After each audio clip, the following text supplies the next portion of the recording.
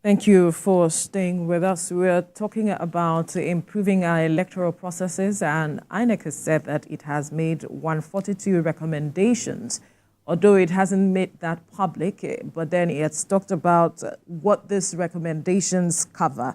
It said they cover reform, the categories of reforms they are looking at is majority are to be implemented by administrative action of INEC. Some are to be implemented by security agencies. Others require an amendment to the electoral legal framework by the National Assembly, and some are to be implemented by political parties and other stakeholders. We still have our guests with us. In our Abuja studio, we have political analyst Kazeem Afegboa, and here in Lagos, we have lawyer and public affairs analyst Fred Nzako. And Fred, before we went on the break, you talked about set 3 recommendations that were in Uwe's report that if it is not part of this, then we are yet to scratch the surface. But let me quickly touch on something here, that the one that has to do with political parties and their stakeholders. You know, there's always this matter of their budgeting, this spending beyond what INEC recommends, and then we do not necessarily see any action taken by INEC as such. And then we also see the conduct of political parties where INEC is supposed to, you know, wield its big stick. INEC is not doing anything necessary as such. What are you expecting with regards to what it has mentioned? I think that aspect of our electoral process will be very, very difficult to manage, with due respect to those who made the law, and it will be very difficult because so many issues go into Nigerian electoral process. So many. Yes, there are recommendations even in the Electoral Act that certain amount of you could not cross certain threshold in expenditure for every particular election, but it is more observed in breach. Somebody has even recommended that that provision of the law should be expunged. But I mean, I'm of the opinion that it is better to leave it there and then continue to sound the need for it to be observed than expunging it completely. But I can tell you that virtually every politician is guilty of that breach. Why is it difficult to address? Yeah, it's difficult to address because of the nature of politics. There's a lot of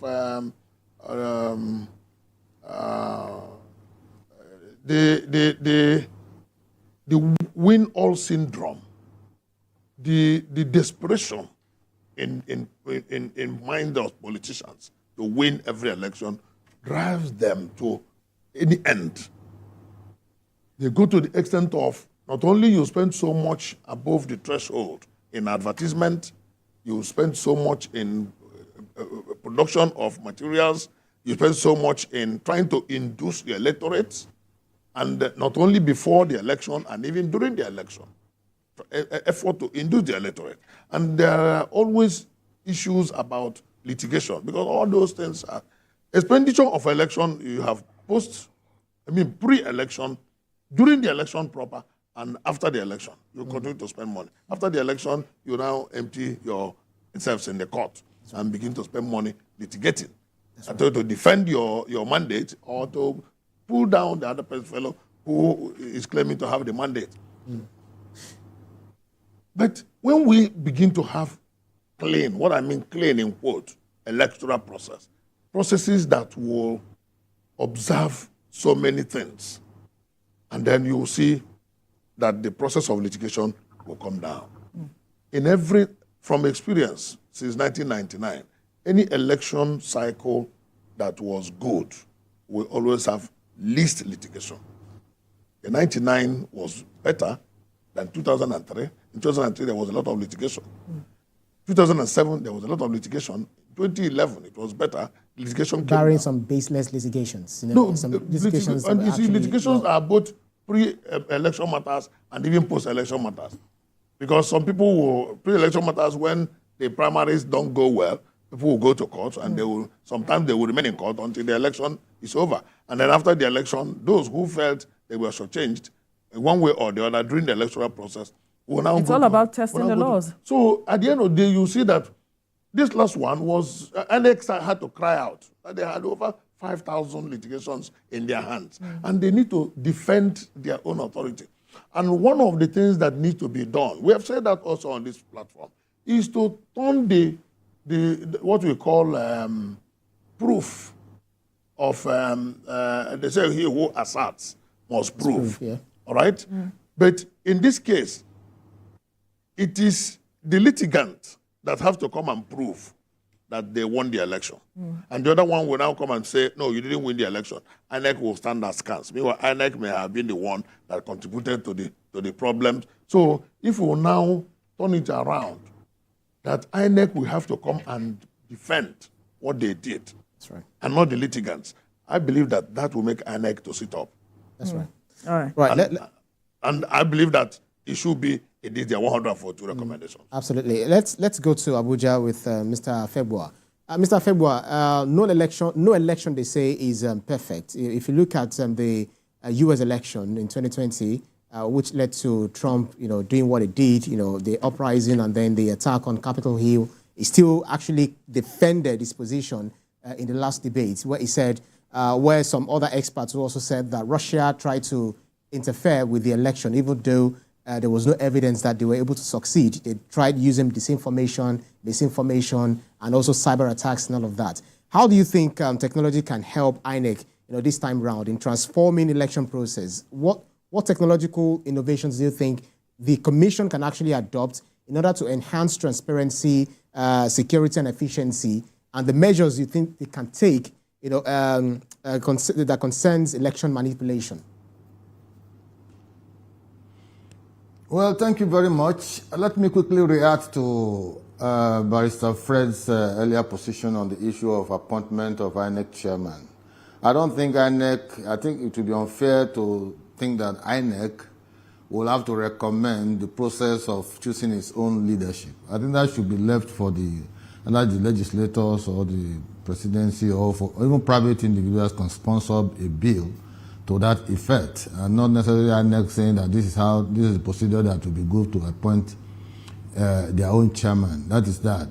Secondly, talking about technology, there are too many things to be done, but our major problem is actually the issue of attitude. There has to be a serious, deliberate, and conscious effort at attitudinal reorientation of minds of Nigerians, because INEC staff are taken from the Nigerian society. They are not imported from elsewhere. Your system may be foolproof. You may have a very lovely, technology in place, but if the manpower is not sincere, is not patriotic, or has been induced to do otherwise, you may have scenario. We're all crying about the IRF. INEC was prepared that IRF was going to work, but certain persons tried to hack into that. And INEC cried out to say that they have received about 68 attempts to hack on his site. And at the end of the day, when they couldn't use the IRF, some Nigerians were crying blue murder, as if something, untoward had happened and all of that. So technology, yes, but it is garbage in, garbage out. But the individuals, persons are the ones who will manage the technology. I have told you that my worry is the fact that INEC is giving too much responsibility in all the processes leading to election. Number one is the voter registration. INEC should have no business, conducting voter registration, whether you call it continual voter registration or the permanent voter registration, anything. They shouldn't have any business about that. If you farm out that one and allow another agency to handle that, then you have reduced their responsibility. The second issue is the issue of logistics. Farm out that one also and let another agency handle that one, so that INEC will be left with the responsibility of, managing elections on election day and activities, towards conducting election. But in this case, when you see INEC is the one that will do delineation or the polling units, they will do voter register, they will do logistics, they will carry out administrative functions and responsibility. They will do situation room and all of that. There is no way that you won't have infraction. So technology is good. I'll be happy to see a technology that makes it possible that when you vote at your polling unit, it collates somewhere and that will be the final outcome. I would love to see that. Not necessarily go through this issue of accreditation. You do accreditation, you do beavers, you do accreditation, you vote, then the votes are still counted. What is wrong if we can do it? One person, as you vote at your polling unit, is collated somewhere, and at the end of the day, results will tally whatever that assembles at the polling unit. So there's a lot. There's a lot to be done. But like I said, we are Nigerians. We know all the challenges facing us as a country. We know it. You can't have a technology that will detect what is in the mind from facial expression. No, you cannot. And so your technology is as good as the individual and the patriotism they bring to the job, and the sincerity of purpose and the transparency of it. That is the only way you can guarantee that your technology will deliver on the expectations on election day and other activities leading to elections. All right, let's compare notes with our guest in the studio, Fred, especially this matter of perhaps INEC being overwhelmed with responsibilities. And he's saying the matter of voter registration should be taken off INEC and logistics as well. He mentioned that, and he said private bodies should be saddled with that responsibility of voter registration. We were talking about matters of data breach earlier on, and we have seen how INEC has been able to manage the data of Nigerians to an extent, and Nigerians have commended them. Should this be a responsibility taking off INEC as it is, and what other responsibilities? I want to disagree with my good friend, Mr. Febua, on his assertion that INEC is overburdened. INEC is not overburdened. Don't forget that INEC staff are permanent staff. INEC has, apart from the ad hoc staff they use on the day of election, and some other hands, like the co-opting the National Association of Road Transport Workers and the rest of them to handle logistics, and then co-opting core members and many other ancillary hands to assist them. The INEC has permanent staff that do INEC job on a day-to-day basis. So these issues are about if you take away some of these responsibilities, like delineation, voter registration, and logistics and the rest. So what will the staff of INEC be doing? That means virtually almost everybody in INEC will now be ad hoc, in which case you want to, some other people, our agency will now handle issue of voter registration. What are the kind of people that will be in that agency? Will they also be ad hoc or will they be permanent? Because part of the things that even INEC has complained that sometimes they don't get the best from their ad hoc staff that they use at election, because some of them know that there are virtually no consequences for any breach of procedure they commit during election, because they are not staff of INEC. They were hired hands on a temporary basis. They do the work, take their pay, and off they go. There's no attachment to that job. No commitment. No commitment to that job. So if you now increase the number of people that will not be committed to these issues, some of those critical issues will now be thrown to the dogs. And I tell you that the challenges will be more. I don't think INEC is overburdened. What INEC is lacking is inside INEC. The challenges of INEC are mainly inside INEC. How do you feel? Yes, so that is why I'm happy that they said large chunk of their recommendation will be handled by their administrative actions within INEC itself, because most of the problems are inside INEC. You cannot rig an election. I say this advisedly. You can't rig an election without being INEC officials being in cahoots or in collaboration with the rigger. It's not possible. In fact, in some cases, they are the ones that even bring out styles and ideas on how to rig Have the you election. seen them do that? Ask politicians and they will tell you, I'm saying this because I know this. I say this because I know. Because we can't categorically make certain statements without proof. In some cases, INEC staff even collaborate with politicians to rig election. And in most cases, where they don't collaborate, such rigging will not succeed. Because the Electoral Act has made it that in any place where there are some level of infraction, the result will be cancelled. But if INEC staff, for example, when I mean staff now, it is both permanent and ad hoc. Because on election day, a lot of them are ad hoc, only few are permanent. From the SPOs up, are permanent, from AOs down are ad hoc, a lot of them. All those ones, polling officers and the rest of them, these are UCOPers and other workers with the federal establishments that are hired by INEC on election day. And they are giving some tutorials to go to the field, and they go to the field and the politicians compromise them. There are no consequences. How many people have you heard that had consequences and have been given the method with justice for electoral breach? The one that Resident Electoral Commissioner, no, not an electoral officer that was imprisoned in Cross River State. That one immediately he was let off the hook. In fact, he was supposed to be in prison and be attending the Court of Appeal matters, but he was let off the hook pending appeal. So we saw something that we never knew that could exist in law, that you could be going on appeal even when the court has not said so. So, I mean, these are all issues because whenever it comes to electoral issues, the politicians throw their big weight. They are the ones that hide those who commit offenses. Because those who commit the offenses are committing the offenses on their behalf. That's right. So these are all the issues that we need to see on the table of INEC in these 142 recommendations. All right, Mr. Afegboa, well, Fred thinks that whatever is wrong in the electoral system is domiciled within INEC.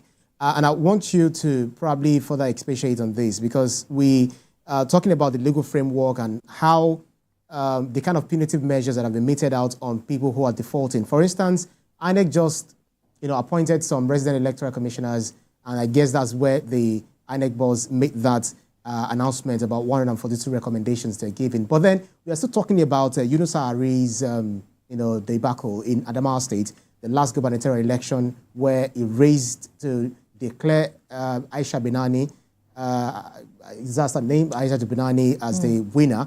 We saw what happened, the shenanigan that happened and all of that. So he must have been given the orientation, just like the newly appointed regs are now giving the orientation. Do they miss it somewhere? Well, I listened very attentively to Barrister Fred and talking about INEC not even being encumbered. I think I'm talking from the point of view of experience, because I have participated in several electoral engagement and stakeholders engagement relating to even the writing of the Electoral Act and all of that. And some of the issues canvassed by representatives of INEC in some of those engagements are the fact that it's only in Nigeria you see almost every responsibility of voter registration, voter delineation, and all of that is carried out by INEC and INEC alone. The volume of work leading up to conduct of elections is huge. Management of political parties, this time 18 of them, is also huge. Observing party primaries and all of that is also huge. If you give an agency with permanent staff to be responsible for issue of voter register, delineation of polling units and all of that, you will be removing certain burden from INEC so that they can concentrate on delivering on credible elections. This is not theoretical. I'm talking about practical application of what the law says and what the existing law has vested on INEC, and for which INEC oftentimes they are not able to perform optimally. And so you mentioned the issue of ad hoc staff. Ad hoc staff, yes, it's ad hoc because they are just recruited just for the purpose of elections to carry out certain responsibility, and the commitment is never there. That's why politicians will always erode the system and apply sharp practices to get the desired result they want. Now, talking about the problem of INEC residing in INEC, the problem of INEC does not only reside in INEC, it resides in Nigeria and Nigerians. INEC, I said it earlier, is run by Nigerians, drawn from different perspectives, different political affiliations, different interest groups, and different ethnic configurations. So you have is a potpourri of different category of persons working in that place. And Nigerian politics is also demarcated on along those lines also, ethnic lines, religious lines, and what have you. All of these factors come to play when it is time for election. And so you don't expect INEC to perform magic when the persons who are there's no machine that can dictate what they are thinking in their minds. They say there's no art to deconstruct the mind from your facial expression. So What we need to do is about carrying out very vigorous attitudinal reorientation. I still come back to that as attitude, because a lot of our problems, hover around the issue of attitudinal orientation, lack of patriotism and what have you. Why is it, what is my own? Let me just do and go. And let me just use the opportunity to also make some money.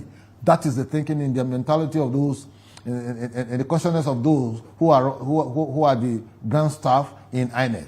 So you can deepen conversation around electoral reforms, but the people, the persons you are going to recruit to carry out these conversations have to be persons who are ready to do the needful, to sincerely engage the process, so that they don't bring down their whims and caprices to bear on what should be a transparent process, a credible process. And that takes me to the issue of litigation.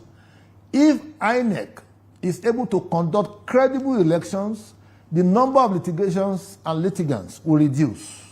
That way, it can accommodate the time frame between conduct of election and when the winner is sworn in. You can dispense with litigations within that window. But if you have about 2,000 litigations within a space of 2 months, the courts are not equipped to dispense with those cases within 2 months and 2.5 months, as the case may be, particularly in the presidential elections. So it is easier to say that, okay, we want limited time. There were those who told us in some of the engagements that we had, stakeholders engagement, that even limiting the time to argue for justice, to seek justice, that one in itself is an injustice, that they should leave it open and all of that. It took the intervention of quite a number of persons and the legislature and other stakeholders to limit it to 180 days. And even that 180 days is becoming obvious that it is not even enough. So, if you equip the court very well, there's no magic that nothing that the National Judicial Council will do. The courts are ill-equipped. They don't have enough judges. You have a case, they will tell you judges are on break. They will tell you that this judge are taking a leave. They have been looking for a holiday judge. They will do this, they will do that. There are not enough judges. EFCC is there. All manners of people who are taking case to court. So judges are overwhelmed. Except you create special courts that will handle electoral issues, and you create a special arm of judges and all of that to handle that.